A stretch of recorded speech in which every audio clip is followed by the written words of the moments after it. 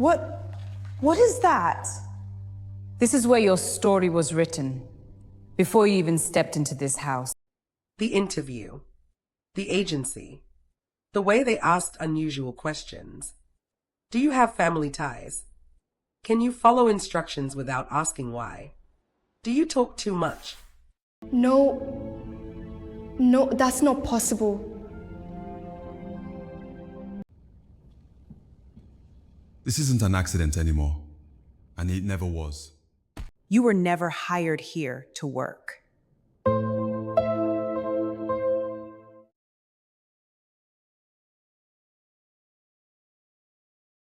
The words hung in the air like something that could not be taken back. You were never hired here to work. Amaka stared at the woman, her mind refusing to accept what she just heard. No, she whispered. That's not true. I came through an agency. I signed everything. I worked every day. The woman finally stepped forward, holding the file open like evidence in a courtroom. You didn't work here by chance, she said calmly. You were placed here. Amaka shook her head harder. Placed? What does that even mean? The man moved closer from behind, his voice now flat, final. It means everything you think you lived was arranged. Amaka laughed once, short, broken, disbelieving. You people are insane. I'm just a maid. I clean floors. I wash dishes. Why would anyone arrange my life? The woman flipped the file open, and the first page showed a document. Her name, Amaka Oho, but below it was something she had never seen before. A coded tag, a reference number, and a stamp marked approved, observation subject. Her stomach dropped instantly. No, she whispered again, weaker now. This is fake.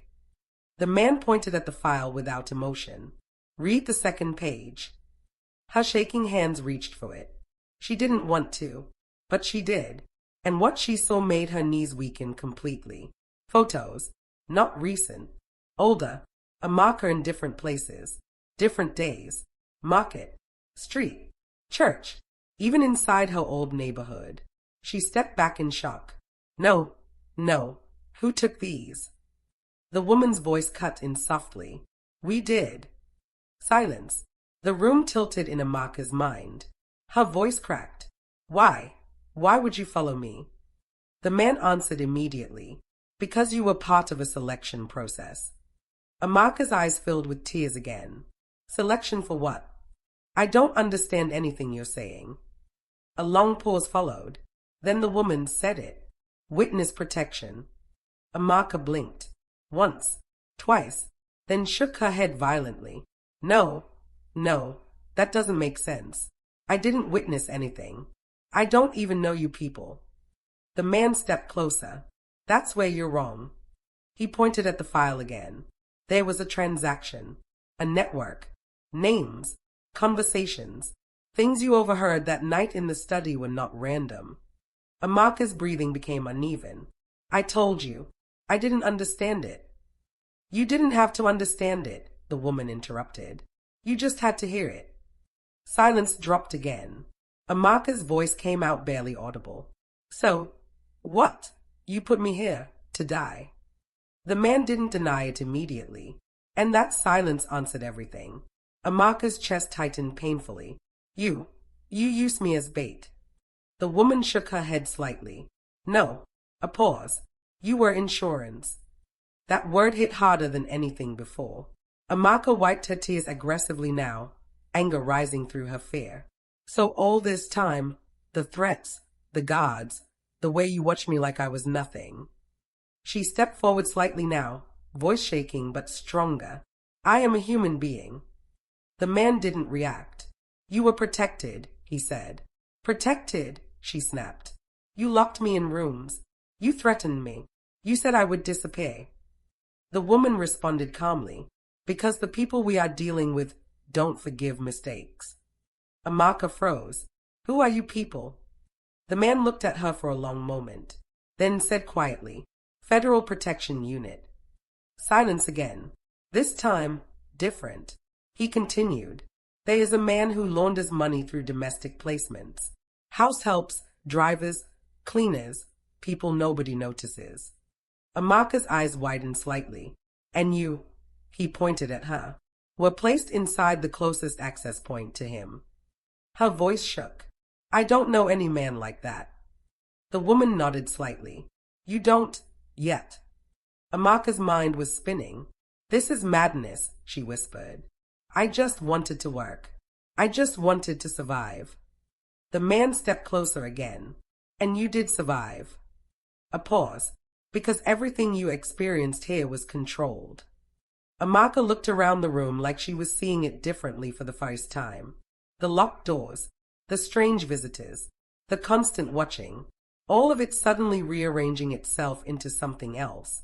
Not punishment, but surveillance. Her voice broke. So what happens now? Silence. The woman closed the file and said softly, Now we extract you. Amaka blinked. Extract me? The man nodded. The operation is complete. The target has been identified. Amaka's voice rose slightly. And what about me? What happens to me after this? The woman looked at her directly. That depends. On what? Amaka asked quickly. The man answered. Whether you want to testify. Silence. Heavy. Real. Amaka stared at them, then laughed again, but this time it wasn't disbelief. It was exhaustion. You want me to testify against people I don't even know for something I didn't even understand. The woman softened slightly. You already survived what most people wouldn't. A pause. And because you did, you are now the only one who can confirm what happened inside that house. Amaka's eyes lowered slowly. Everything she thought she knew about fear, about danger, about survival, was different now. She whispered, almost to herself, So I wasn't a victim. The man corrected her immediately. You were both. Silence followed. Long. Still. Then Amaka asked quietly, If I refuse? The room went cold. The woman didn't answer immediately. Instead, she said, Then we close the case, and you return to your life. Amaka frowned. Just like that. The man nodded, but without protection. That changed everything again. Amaka understood immediately. Return to life, or return to danger. Her voice dropped. So I was never really safe either way. The woman didn't deny it. Amaka stood there for a long time, then slowly asked, If I testify, will it end? The man replied, It will expose everything. A pause, and destroy what has been hidden for years. Silence. Amaka looked at the file again, at her life, at the manipulation, at the truth she never asked for. Her voice finally came out steady. What do I need to do? The woman closed the file completely and said, Survive one more night. Amaka frowned.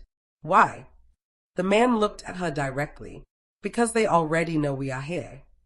A heavy silence dropped instantly, and for the first time since this began, Amaka understood the real meaning of fear. Not what she experienced before, but what was coming next. Outside the house, engines started, one by one, slow, surrounding. The woman whispered, They're coming. Amaka's breath stopped. The man turned slightly, and this time, there is no negotiation.